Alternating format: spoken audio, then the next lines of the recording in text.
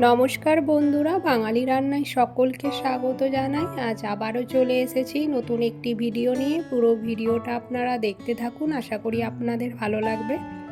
আজ খুবই একটা মজাদার রেসিপি করে দেখাবো। তো এখানে প্রথমে নিয়েছি লাউয়ের খোসা। তো আমি একটা লাউয়ের থেকে খোসা এই রকমভাবে একটু মোটা মোটা করে কেটে নিয়েছি।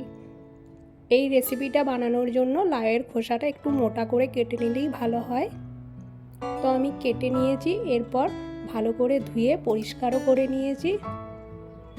এতে কয়েকটা আলু দেব, তাই আলুর ছালগুলো আমি ছাড়িয়ে নিয়েছি, আর একটা পেঁয়াজ। তো এই লাউয়ের খোসা আর আলু পেঁয়াজ একটু কুচি করে কেটে নিতে হবে। তো চলুন আমি কেটে নিই, তারপর দেখাচ্ছি। ঠিক এই রকমভাবে কুচি করে কেটে নিলে ভালো হয়। এখানে আলু কেটেছি, পেঁয়াজ আর লাউয়ের খোসা সব কেটে আমি রেডি করে নিয়েছি। এরপর এগুলো ভাজতে হবে। তো চলুন। তো এখানে আমি গ্যাস জ্বেলে নিয়েছি, এরপর একটা কড়াই বসিয়ে দিলাম ভাজার জন্য। কড়াই গরম হলে দিয়ে দিচ্ছি সরষের তেল। তেলটা হালকা একটু গরম হয়ে এলে এতে দিয়ে দিতে হবে অল্প কালো জিরে, আর দিয়ে দিচ্ছি দুটো শুকনো লঙ্কা ভেঙে দিয়ে দিলাম। তো এই কালো জিরে শুকনো লঙ্কা একটু ভাজা হয়ে এলে এতে দিয়ে দিতে হবে লাউয়ের খোসা যে কুচি করে কেটেছি, ওটা দিয়ে দিচ্ছি, আর আলু। পেঁয়াজটা কিন্তু এখন দেব না, লাউয়ের খোসা আর আলু এই দুটোই দিচ্ছি।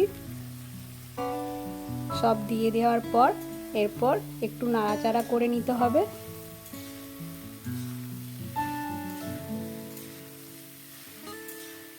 এরপর এতে দিয়ে দিতে হবে স্বাদ মতো লবণ, আর দিচ্ছি অল্প একটু হলুদ গুঁড়ো, আর লাগছে জিরে গুঁড়ো হাফ চামচের মতো, আর দিয়ে দেব ঝালের জন্য কাঁচা লঙ্কা কয়েকটা। ভালো করে একটু নাড়াচাড়া করে নিতে হবে। লাউ কাটার পর লাউয়ের খোসা কিন্তু আমরা অনেকেই ফেলে দিই আর ব্যবহার করি না, কিন্তু ফেলে না দিয়ে যদি এইভাবে রান্না করা হয় তাহলে বেশ ভালোই হয়। তো এই লাউয়ের খোসা ভাজা ভাত বা রুটি দিয়েও খেতে কিন্তু ভালো লাগবে। এটা ভাজা ভাজা হবে, তো আপনি সবের সাথেই খেতে পারবেন, খেতে কিন্তু খুবই ভালো লাগে। এখন এতে মিশিয়ে দিতে হবে কেটে রাখা পেঁয়াজ। প্রায় 3 মিনিট পর একটু নাড়াচাড়া করে নিয়েছি, এরপর এতে পেঁয়াজটা আমি মিশিয়ে দিলাম।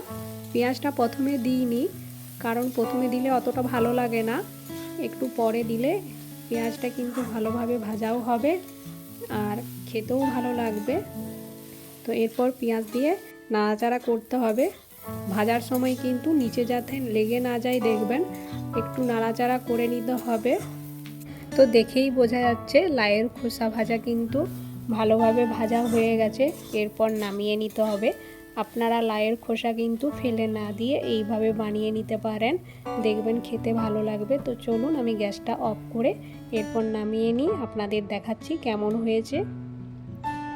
এই রকম লাউয়ের খোসা ভাজা ভাত বা রুটি সবের সাথেই খেতে ভালো লাগবে। বন্ধুরা, রেসিপিটি ভালো লাগলে আমার এই চ্যানেলটিকে একবার সাবস্ক্রাইব করে দেবেন প্লিজ। ভালো লাগলে একটা লাইক করে দেবেন আর কমেন্ট করে জানাবেন আজকের এই রেসিপিটি আপনাদের কেমন লেগেছিল। আবারও ফিরে আসবো পরবর্তী ভিডিওতে কোনো এক নতুন রেসিপি নিয়ে। ভালো থাকবেন।